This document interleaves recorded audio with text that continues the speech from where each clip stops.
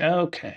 Hello, everybody. It's me. Sorry, I would have been on a few minutes earlier, but just as I was about to hit the start button to talk to you, I realized, oh, I'm lacking sound. So I needed to I needed to get my lapel mic and everything running. Um, I really should have a checklist or something like, something that would allow me to, keep track of everything. But if I did that, then we just wouldn't have the fun, random oddness that is the breaksec information security podcast stream thing. So anyway, I'm Brian. Welcome to Wednesday hump day. um, the weeks go by quickly now. I don't know if it's just because I'm old, in a sense, or if there's just a lot that I'm working on.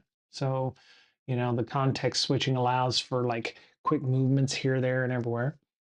But yeah, we're already at Wednesday afternoon, and it's like, dang. So I apologize for not being on yesterday. One part of it was because I was waiting for the Sockville threat intelligence quiz, which started enjoying quite a bit, but they didn't publish this week. So there's no lack of TI related information, threat intelligence information, but I um, I persevere and I'm finding news articles without the need for those things. There are no shortage of rats and Trojans and malwares, and apparently the sound of F-18s and F-35s flying over the top of my head here. So, sorry. We will be enjoying the sounds coming from MCAS Miramar as I continue to stream. Plus, this is going to be probably not as long as my normal hour and a half because I really would like to go and stream a little bit on my other stream about some about my campaign 2 that I'm working on over there on the Peerless Gamer that I use. By the way, we can shout out to the Peerless Gamer. Uh,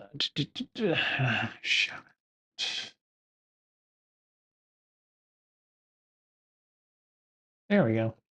Um, which is my other passion project that I enjoy there. And yeah, well, since I'm the only person here, uh, shout out and please feel free to follow. That's a different side of me. It's kind of the same, except I'm not talking about security stuff. It's like role playing game stuff, like, straight up nerd D20 stuff. So come check that out. I'm trying to start up a homebrew campaign solo that I've been working on for a while, and you can join that. So anyway, had a number of things in the news. Some of it good, some of it okay, some of it kind of bad. First bit of news that I have is, of course, my browser is not showing up. God damn it. Seriously, with the browser thing already. Would it kill them? Okay, so this was an interesting article. This is from Troy Hunt. Troy Hunt, as you know, writes the blog. He's the owner of Have I Been Pwned? He's a Microsoft regional director and MVP, et cetera, et cetera, et cetera. He's out of Australia. Australia, mate.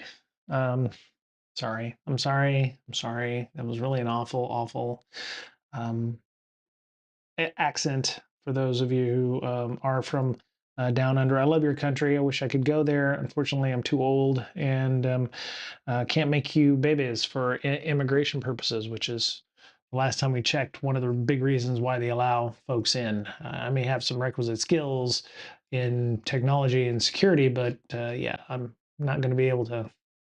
Me and my wife are not going to be able to help you out with population of your lovely country. So anyway, they're talking about passkeys for normal people. This came out on Cinco de Mayo, 5th of May.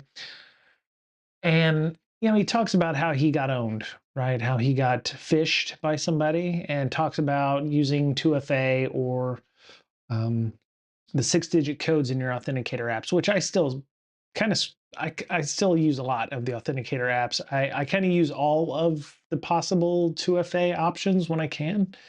The um, it's ironic, but um, things like GitHub have more stringent 2FA options or multiple 2FA options, whereas my bank still sends me an SMS text. I do find that interesting because, and it's not like it's like the option, one of the options I have, it's the only option that I have. So something is better than nothing in this case. Um, and so, yeah, I use OTP, I use OAuth flows. I log in with my Gmail account or my at Microsoft.com account in lieu of a username and a password, if you will. And so he had mentioned here that very few applicators out there. So I use one called Aegis because at the time that I had set everything up, I wanted to be able to back up my seeds and my so that I could recover those if I was trading phones. Because at the time I was rooting phones left and right, and needed the ability to recover my phone quite easily if I decided I wanted to flash a new version of that. And before that, I was using the Google Auth system that was available. Um, so he said, being only valid for a short period of time, which is roughly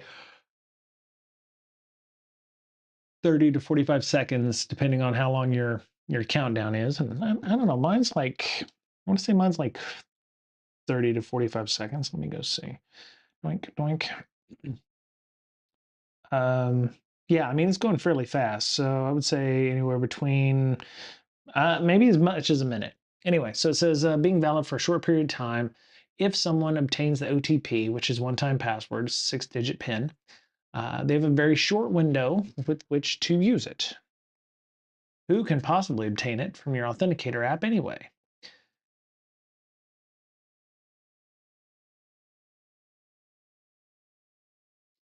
Sorry. And he said, well, that's where the problem lies. Demonstrated that he fell victim to a phishing attack himself through MailChimp, which is owned by Intuit, which is a tax company, Intuit TurboTax. They bought MailChimp, and somebody had taken control of his stuff through a phish. And he fell for it because that's how he does his business. That's how he does his work. Anybody can be phished. So, but I appreciate his due diligence and his discussion and his blog posts and his forthwithness about that. So, um, so the fish came from MailChimp-sso.com instead of MailChimp.com. My hope is that MailChimp, takes this domain over so that somebody can't use that for the future. But um, my problem with passkeys, and he goes through and talking about passkeys for mobile login, is that they kind of work and they don't work at all for some things that I do. So when I log into Google, it will say, "Hey, send an OTP to your phone." So I have my phone. It comes up and it says, "Hey, is this you?" Yes, it was me. Okay, I'm going to allow you to log in.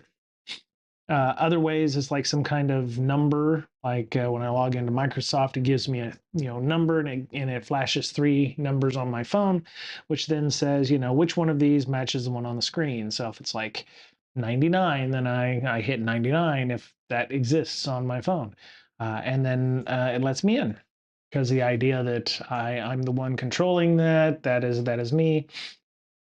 And my problem is I have a number of sites that I've still had to use the Authenticator app because passkeys just won't work. And, thankfully they still give you multiple options to be able to do these things, but it's it's not perfect, and I have a lot of issues with these things. He says, as you read in this post, passkeys don't replace excuse me, passkeys do not necessarily replace passwords. Sometimes they can be used as a single factor, the only thing you log in with, but they may be used as a second factor with the first being your password. This is up to the service implementing them, and one of the criticisms of passkeys is that your experience with them will differ between websites. Yes. Um, Much like XKCD's 927, uh, there are just a lot of different opportunities for implementation of passkeys to be used alongside passwords or OAuth flows or something else. And it just, I'm glad I have one password because then it will make sure that I am, doing my due diligence. And sorry about that. I grabbed my UI to move over to a different screen, and then it just decided that I needed to go back to my intro page. But yeah, so these are all great. I think they're definitely useful. Uh, Selling them to people who don't use the internet a lot is still a bit rough. I know that when just recently, when my wife went in and set up an account on our financial website, which it's not Fidelity. Which one is it? I think it's Morgan Stanley. There was I was like, okay, set up your, the finance guy was like, here's a link, you can set up your account. And, I told her during the Zoom call we were having, I was like, yeah, make sure you set up 2FA on your account when you log in. And because, a lot of people take 2FA, and my wife is not an example of this, but I have seen people where they're like, well, my password can be super simple because I have 2FA. And no, no, that's not how things should work. You should still have a fairly decent password, and augment the passkey or the 2FA or the OTP code with that. Because if they already know your password and all they need is the OTP code, as Troy has mentioned in his blog post here, it's not hard to be phished for your OTP code. And so let me pop that over there so people can read it if you are interested in that. And yeah, so he's talking about WhatsApp. I don't use WhatsApp myself. I'm more of a Signal fan. Um, I mean, I have WhatsApp. I think we use it when we're on cruise ships for the family, but it's not something I use all the time. See passkeys for login via PC with LinkedIn. Yeah, there's so many examples of these things where you log in. I have two-step verification, or 2SV. You might also have heard it called MFA, 2FA, 2SV, to be able to get into those things. The problem I'm going to have is when websites start locking you out when your passkey doesn't work, or the only option they give you is to use a passkey, because if the passkey doesn't work with that website, I'm going to disable it and then just have a password, right? I mean, I'll still use one password. I'll still give it like a 35 character password, but it's a pain in the ass to get it to work across all of the systems. Because I've had problems with, like, especially multiple Gmail accounts where it's like, oh, I have multiple Gmail accounts, but sometimes the passkey doesn't work for one or more of those, depending on um, if you have this already registered in some case, there's some kind of conflict there. So uh, he does prattle on a lot on his blog post. I mean, he spent a lot of time, writing this, and a lot of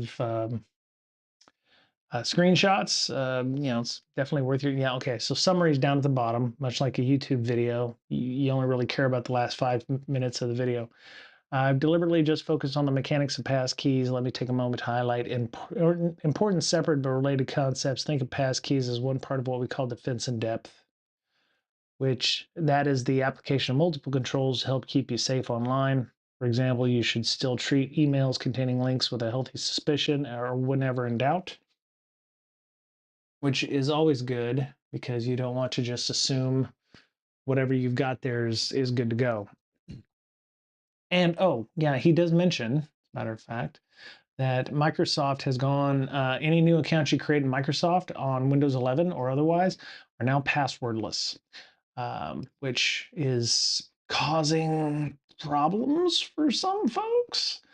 In this case, you cannot, it is becoming nigh impossible to install Windows on a PC or a VM without needing an at Microsoft.com account. They've even taken the option to create local accounts out of the basic build of Windows 11 in this case. So yes, users love signing it. Yeah, do they? Do they? Um, yeah, sign in faster with face, fingerprint, or pin. Sometimes those work. You know, I have a fingerprint thing on a reader on my MacBook, which works pretty well for logging in.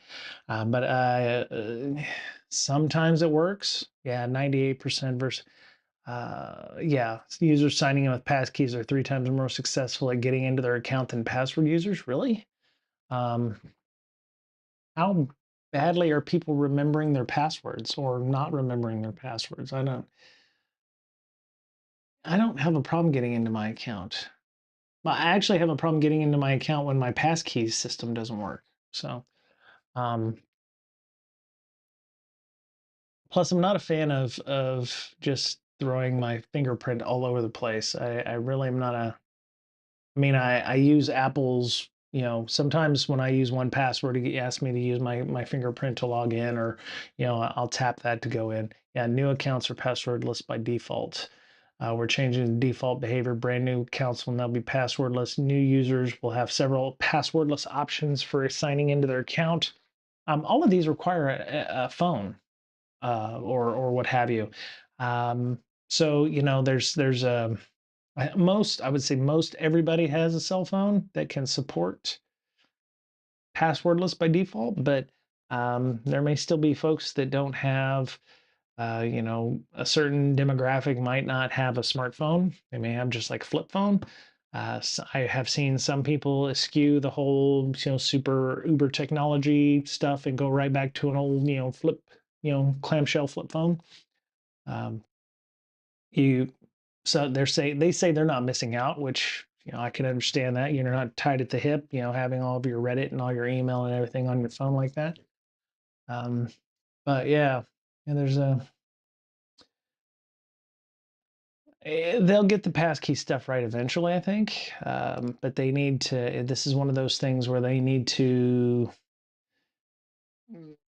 make it less janky with regards to um, it failing to work. Like if I have multiple Gmail accounts, I need there needs to be a way to make that delineation there so that it doesn't cause any problems when I'm trying to log in with a passkey for a certain Gmail account. Um, and that. So yeah. No, no, no. Let me go back, pop that in. If you ever, some of your employees are wondering why they can't put a password on their brand new Windows 11 account, there's there's the reason there. Oh, look, Troy's even got referrer IDs on that. So, uh, yes, password keys for normals. Uh, So I looked up some news stories for folks. This one came in on May 1st, and this was a man in Santa Clarita. Huh, all the damn vampires. Has agreed to plead guilty. So he agreed to plead guilty. So apparently there was enough overwhelming evidence that even he was like, yeah, you got me. My bad. He pled guilty to hacking the personal computer of an employee of the Walt Disney Company last year, obtaining login information and using that information to illegally download confidential data from the Burbank-based mass media and entertainment conglomerate via the employee's Slack online communications account. Now, good opening paragraph there. My problem is the employee at Walt Disney on their personal computer has enabled their work Slack.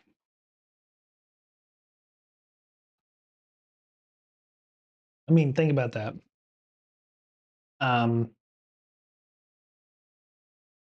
yeah. Um, he said he posted a computer program according to his plea deal early 2024. Kramer posted a computer program on various online platforms, including GitHub, that purported to be a computer program. This is a garbage news press release. Okay, so posted a computer program on various online platforms, including GitHub, that purported to be a computer program that could be used to create AI generated art. Okay.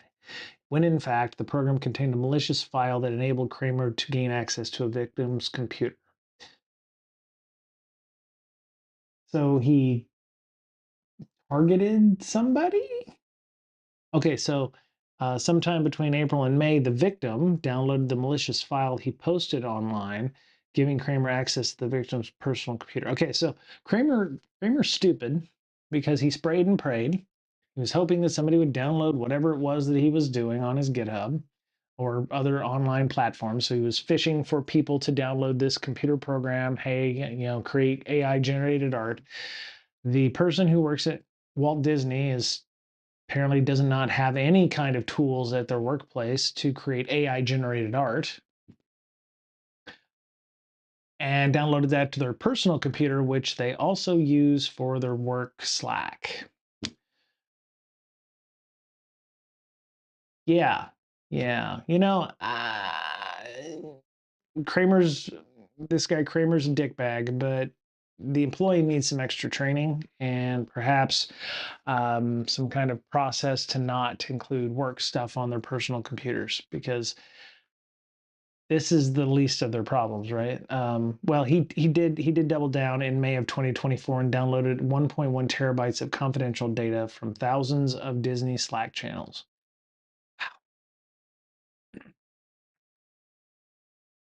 Oh, and then he followed up in July, contacting the victim via email and Discord, pretending to be a member of a.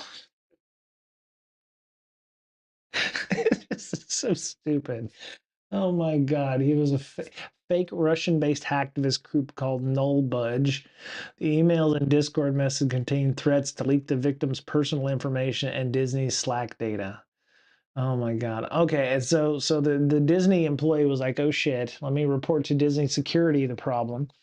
The victim did not respond to his threats because at least the employee was smart enough to go, "What do I do?" And Disney security or incident response was like, "Yeah, let us take care of it." Um, Jesus. Kramer publicly released the stolen Slack files as well as the victim's bank, medical, and personal information on multiple online platforms. This is why you don't put work shit on your phone or on your personal devices. Not only was all of your PI and PHI and medical and bank stuff, which would have been bad enough all by itself, but 1.1 terabytes of data was pulled from Disney Slack channels through a personal computer. Um, Jesus. Kramer admitted in his plea agreement that in addition to the victim, at least two other victims downloaded a malicious file, and Kramer is able to gain unauthorized access to their computers and accounts. That's not that's independent of Disney. I would imagine, unless the employee at Disney decided, hey, here's some kind of cool AI art program, you should tell your buddies and download it. But yeah, the FBI is continuing to investigate this matter. So it sounds like the other two, at least two other victims, downloaded that onto their computers. So there's just so much wrong here on this in this article. So much that went wrong. Um, yeah, I mean, this is why we need to not allow, as security people, we should be dissuading this. You don't do personal stuff on a work computer. You don't do work stuff on your personal computers. You don't let little Billy do his homework on your work computer, and you treat that thing like it is radioactive. I mean, my work computer, it is radioactive to my network. I put it on my guest Wi-Fi. I don't. Now, I will say it's radioactive in as far as I feel like I can get away with it. Now, I do have my personal Slack for BreakSec Slack on my work computer for threat intel. Is that wrong? Yes, I should not do that, but it is. Um, that is, with all of the agents and bullshit that I have on my work computer. And I'm fairly paranoid about doing things that would get me infected. I'm not, downloading applications or wares or, PDFs from weird ass sites. I tend to be a little um, leery about, adding those things. It only goes one way. I figure with as much shit as on my work computer, let me put it this way. If I disconnect the power from the MacBook M3 Pro that I have for work computer, the battery will be dead in 2 hours. On my M4 Pro or M4 Max over here that I have that has less agents running on it, my battery will last in about 8 to 12 hours. There's a lot of stuff happening in the background on that computer over there. And so, um, yeah, yeah, I would never put work stuff on my personal computer, but and I've gotten super better about putting personal stuff on my work computers. The only thing like I said, the only thing I do put on there is my BreakSec Slack because it allows me to do things like send interesting news articles or vulnerabilities, or when somebody posts something on our disc not Discord but our Slack that might be of interest to people internally. I can post that stuff up. But yeah, and we have 2FA on all of our other Slacks, so there's some additional authentication and authorization that have to be done on a semi-regular basis. So, but yeah, it's just unfortunate that this happened to Disney and at least two other companies that we know of. So cool. All right. So yeah, that's still going. I'm sure that Gary Kramer. Well, yeah, Ryan Mitchell Kramer um, will have his additional days in court. Two felony charges. He will spend at least 5 years in the federal pen, uh, contemplating his navel. And I hope the 1.1 terabytes of Slack channel data from Disney was worth it. 1.1 that's a lot of Slack messages. They must have some excellent memes in their Slack channel. Roblox, yeah, yeah, yeah. Hammerhead, yeah. Welcome, Hammerhead, by the way. Yeah, I can't. 1.1 terabytes. I'm like, they must have some dank memes or something out of Disney. I would love that. I mean, there's some definite uh, potential reputation issues if especially if he got access to Slack channels, depending on who the employee was. If it was like the director of security who would have access to a ton of things, or maybe it was an animator who would have access to build information, or and depending on how they have the Slack set up, you click on those links, maybe it will actually auto load that stuff for you or allow you to download things directly from internal sites. So um, I don't know if the personal computer that the person had installed work Slack on had VPN or something, but it feels like that there was definitely some things there. So he may have downloaded, Mandalorian, or he might have downloaded some unreleased movies, or there's definitely some potential loss of information there. So Roblox, yeah, yeah, yeah. Gods, that would yeah, had to I hope it was worth it for him to spend 5 years in prison for that. The pretending to be a member of a fake Russian hacktivist group is hilarious. That's just peak stupid right there. I mean, the God, it's it just it just kills me. It's like what was going through his mind when he did that? I don't know. I don't know. Um, what's this? Oh, so so to go back to Microsoft, apparently starting with Server 2025, they have something called hot patching for Windows. So you know how when you do Patch Tuesday, one of the biggest problems is you run a bunch of patches and you have to reboot, right? Which if you have high availability issues or you have um, uh, it's a database or it's something that is very transactional. One of the hesitations is to patch because back in old timey days it would force you to reboot. And now, as of they have a preview from server in 2024 for server 2025, um, they're offering a subscription service starting July 1st that will do key updates uh, to hot patch your boxes. With hot patching, we're taking what was previously Azure only capability and making it available to server machines outside of Azure through Azure Arc. So if you're still doing on-prem or you're in some other cloud environment, you will be able to. Uh, my guess is it will take things that maybe would in the past have required a reboot, and there'll be some kind of way to gracefully um, patch without having to reboot your stuff. Now, ideally, that would be great if all the operating systems that Microsoft supports would do that, but I'm not sure that that is something that's going to be available for like Windows 11 or what have you. Um, Besides, we're coming down to the last days of Windows 10 as it is. It's got what May 7th, so October 2025 is when Windows 10 will, for all intents and purposes, be not usable anymore. You won't be able to use Office on it. OneNote, I think, is going to go away on it. So they're really trying to push people to buy a new computer and or move to Linux and or upgrade to Windows 11.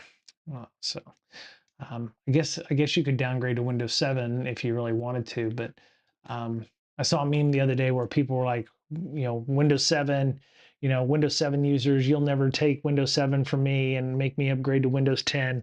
And then it's like, now Windows 11 is coming in and people are, oh, you'll never make me, give up my Windows 10. And just like the idea of they're always 2 or 3 years behind on that. How does hot patching work? So higher availability with fewer reboots, faster deployment of updates as packages are smaller, install faster, and have easier orchestration with Azure Update Manager, which is optional. Yeah, as a few years ago, they got rid of SUS, which is a server update service. I think that's what they call it, WSUS, which was the Windows patching system that you could use on-prem. Um, you know, they do so it's not all, you know, rainbows and unicorns farting in your mind and whatever. There is a there will be a service fee for each core that you have in your Windows Server 2025 box. Hot patching is available at no charge for preview. So you early adopter folks are going to be loving life until you get charged $1.50 per CPU core per month. So um, if you've only got 10 cores, that's what, $15 a month, if you have 10 cores. So $15 a month to hot patch your stuff, which could be a pittance if you have, for whatever reason, maybe you run a large Oracle farm on your Windows box. If you like extra pain that you're running Oracle or something that's high availability or what have you, your e-commerce website, 15, not having to reboot as often instead of, once a month, 12 times a year, because you have like, your 5 or your 7 nines of availability. If you're not set up in such a way so that you can easily do that, or have some load balancers that will like, okay, you can bring this server down while this one is still running, and then you bring this one down and bring this one back up. That could cause you, thousands, millions of dollars of lost revenue potentially. Or you have problems with, synchronization of data across systems, where you'll end up having to do additional stuff after your reboot, where you're syncing data sets or what have you. So they do say that if you're using the data center server edition, Azure edition, it's been available for years. So it does feel like that they're starting to bring that technology back down to the I hate to use the word dregs, but it's like, the data center server version has got like, 100 cores or something in it. And they've had it for a while. In fact, our own Xbox team has been using it to reduce processes that used to take the team weeks down to a couple days. So there you go. So they are server 2025. I mean, that might be something you would legitimately run on-prem or in a home lab or something like that if you really were like upscaled. Um, so it says to use hot patching on-prem or in cloud, you must be using 2025 server 2025 standard or data center. Your server must be connected to Azure Arc, and you will need to subscribe to hot patch service. Okay, well, so here, yeah, here you go. So January baseline. So in the standard servicing, each one of these would require a restart. But instead, you can go through all of January and most of February. Oh, wait, I don't understand here. If you build on a monthly basis, your costs will be consistent throughout the year in both hot patch and non-hot patch months. Interesting. So it doesn't, looks like you might not need to reboot. Oh no, okay. So in April you will have to, okay, so you've got at least two less reboots a year or four less reboots a year, assuming like so January, April, July. So you'll be running some kind of modified kernel for 2 months, and then in April you'll have to reboot. So you can better plan for these things, right? Okay, in April we're going to have to reboot the boxes, so we'll have to prep for that downtime. So you're reducing your downtime by what? So January, April, July, should assume November. So there'll be at least 4 reboots instead of 12. So that's a third more uptime, that you're not losing by doing that. So that's kind of interesting. Yep. Okay, there you go. All right. You can go check that out. And, this may be something you're interested in. Wait. Oh, and as you may have heard of Ignite, hot patching also. Oh, well, looky. So they buried the lead here. I was thinking, well, it would be nice if they had it in like, home operating systems. So they do have it for Windows 11. It will be available for Windows 11. There you go. Okay, so that was as of, well, that was 19 November 2024. Hot patching updates for Windows 11 as well. So you need a E3 or E5 license or a Windows 365 Enterprise subscription, a targeted device running Windows 11 Enterprise, and something called Microsoft Intune, which I think is probably like the old WSUS servers. To enable hot patch for eligible devices using a Windows quality update policy and auto patch, you can opt in or out for automated hot patch deployments. Okay, so there you go. Your servers and Windows 11 will have it eventually if you don't already have it. Well, that's kind of cool. I was not aware of that, and I can't believe they buried that at the bottom of the article. Because I mean, Linuxes have had it for, I don't know, Red Hat's had it for a while. If you use, Oracle Linux, ugh, gross. You had it as well. I want to say there's maybe one or two other Linuxes that have had a hot patch or kernel patch function so that you could patch the kernel without necessarily rebooting as often. So it's interesting to see Windows finally get to this point. It's taken them 35 years to do so. I know that Linux has had it for at least, I want to say Oracle Linux has had it since like 2008, 2009. Don't quote me on that. Is there a hot, let me see, hot patch Linux. Oh, and somebody has already tried to do a hot patch for Linux as well. The library to dynamically load a shared library on Linux versus Unix hot patching, and we reached the tipping point. Okay, so this will release 2026. Yeah, Linux has in the last 15 years gaining many features and a proprietary Unix made the transition from small systems. Yeah, the ability to apply updates to the OS kernel while it's running, a long sought after but elusive feature in a production OS. Early versions of Linux hot patching has been around for, yeah, Ksplice. Ksplice was what used to be around, acquired by Oracle, right? Ksplice was around for about 6 months, and then Oracle was like, "Ooh, we got to get that." and we're going to buy that. And then SUSE opened up to problems. It failed regularly in production. SUSE further announced hot patch capability was certified by SAP HANA, whoever that is. It's not a person, it's an organization, I know. The K-Graft, they created K-Graft after expert reviews in the high 90s. So yeah, there, if you have SUSE Linux or you use Oracle, those have been around for a while, right? Um, but newer, Ubuntu and Debian and them don't necessarily have that in the same way. Um, so yeah. And if you're having to use Oracle Linux, you're also paying for Oracle Linux. Uh, sorry, just gives me pea shivers when I hear it.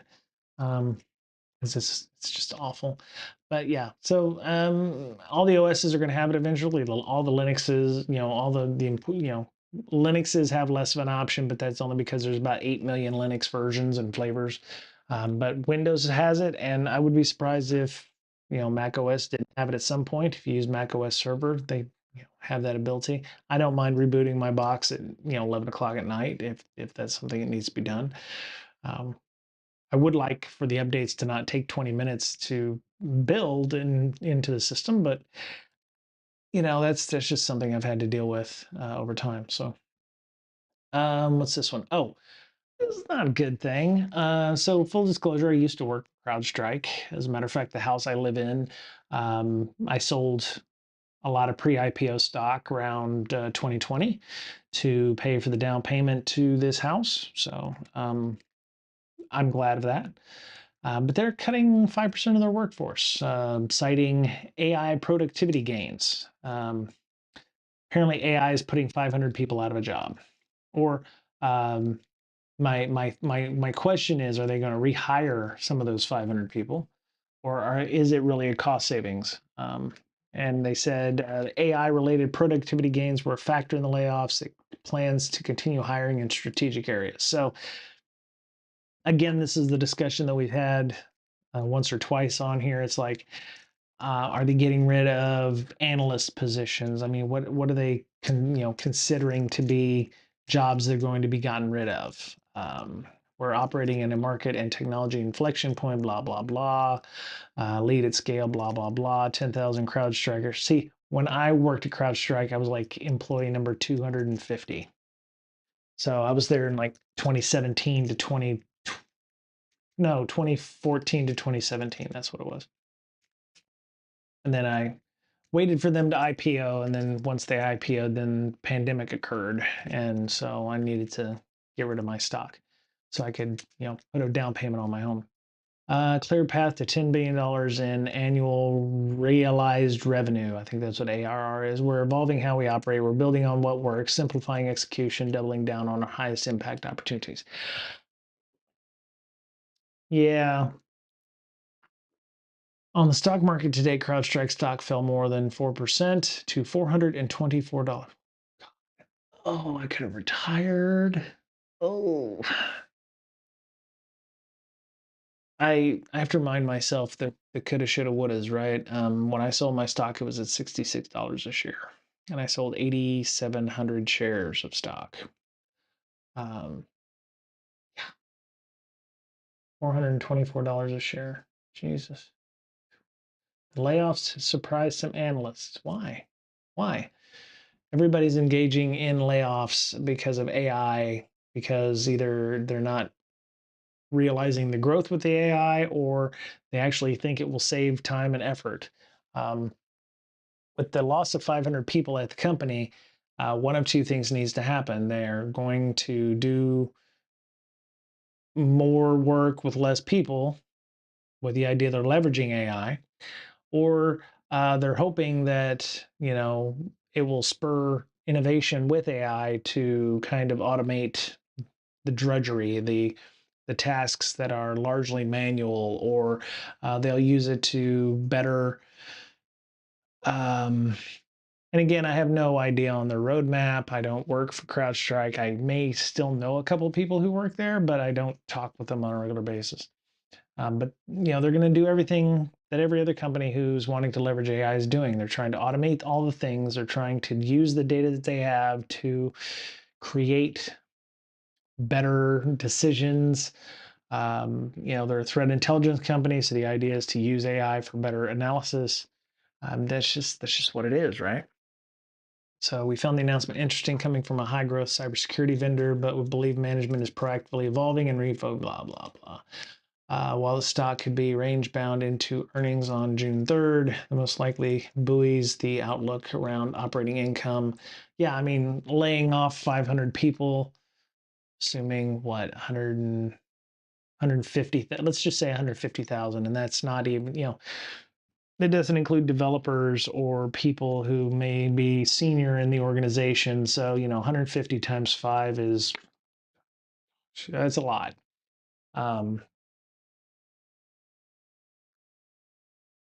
They're going to save several $1 million just laying people off, which they're going to in turn probably turn that back into investments in AI and what have you. Yeah, streamlining operations and gaining efficiencies with commitment to expanding go-to-market. So, it makes sense. They're, yeah. So, I mean, their stock has grown quite a bit. Like, it's $244 a share as of September of last year, and now it's at like 400 and something. So they're doing something right, I guess. Even dropping $20 or $21 a share is only 5% of their stock. So they're in an upwards trajectory. Yeah, it just kind of sucks. There's going to be some folks that are going to be missing a paycheck. My hope is that um, there will be opportunities that open up. A lot of those folks will hopefully um, find ways to use what skills they have or upskill into something else. There's a good number of those folks that may have been with the company for a good long time, and they're already sitting fairly pretty with regards to their RSUs and whatever. But um, yeah, so we'll see. Um, one last thing. So on Reddit, and cybersecurity, our cybersecurity Ratatouille, somebody discovered a remote access Trojan in a popular NPM project. So this is a supply chain issue.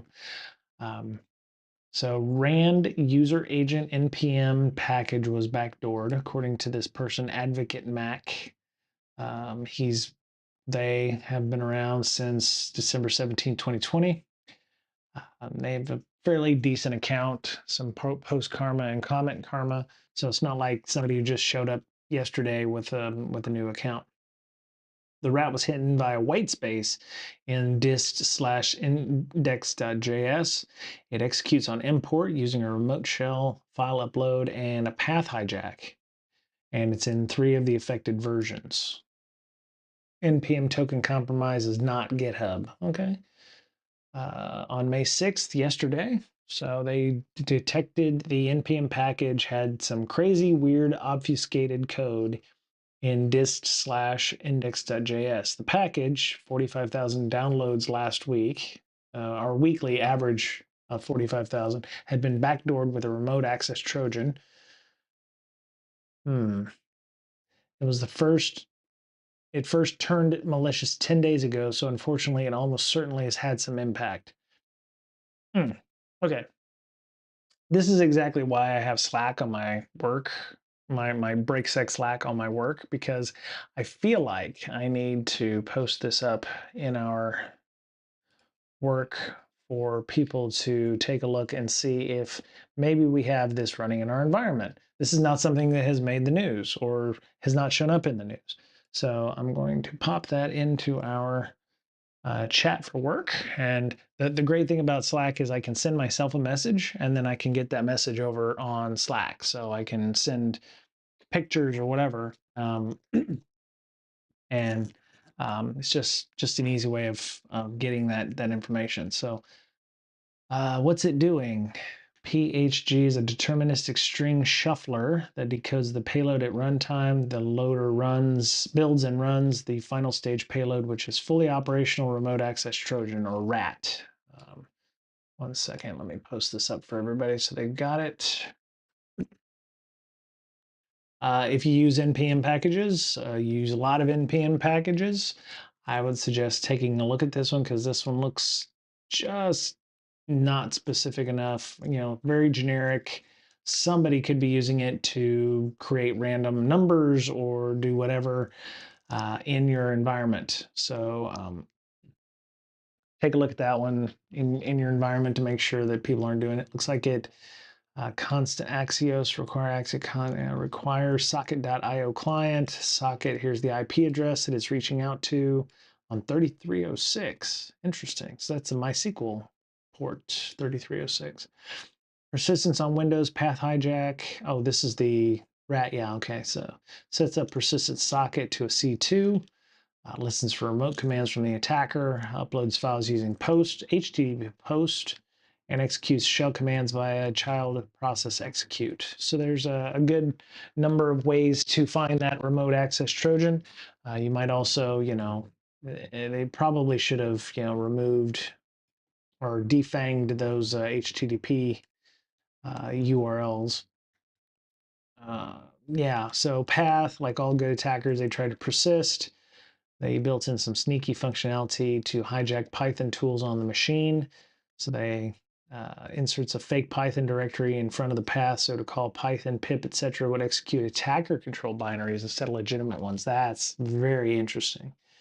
That's very, so they've loaded their own versions of Python and pip onto the system, or executables that say Python and pip but are actually something else. And since you're going to run them, it might ask you for, sudo command, or it might ask you, to, input a password or something like that, whatever persistence is available there. So yeah, here's some IP addresses. If it's, something's reaching out to the 85.239 address over port 3306, which is weird enough as it is. GitHub repo has now been made private, but it appears a malicious version was directly uploaded to NPM, as there are no new commits on GitHub, leading to all indications of a developer's no PM access token being compromised. Okay, so the developer's access token might have been compromised. This again leads to the importance of signing your releases from your CI/CD pipelines to ensure they're not tampered with. Yes, please sign your CI/CD pipelines. It's very easy in GitHub. You can set up a PGP key. You can, generate a PGP key with keybase.io and then upload it to your GitHub repos. Just make sure you don't lose the private keys, a la, who was that just lost their private keys the other day? Kali Linux lost their private keys. They just don't have them anymore, whatever. And of course, here's a blog post for the Ratatouille. Here's a write-up for the blog post, copy, and I will put that right there. And so, yeah, they've got a nice write-up here with stuff like that. 1 second.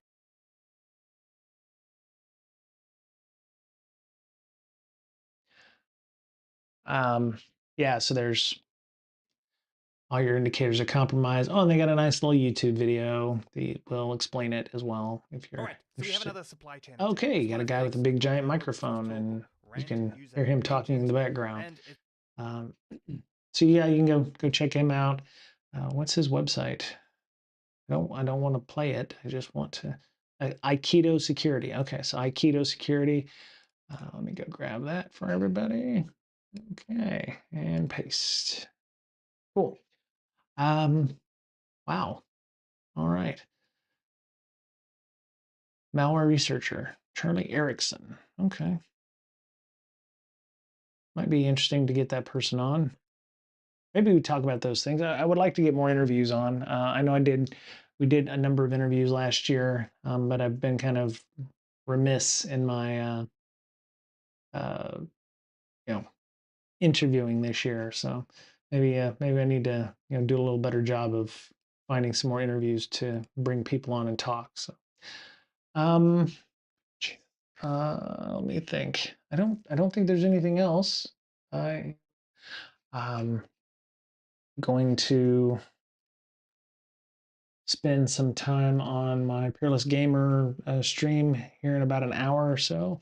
You can join me at Peerless RP if you're interested in that. If you're not, that's fine too. It's just kind of something I do to unwind and do something that isn't security related, but still allows me to do things like stream.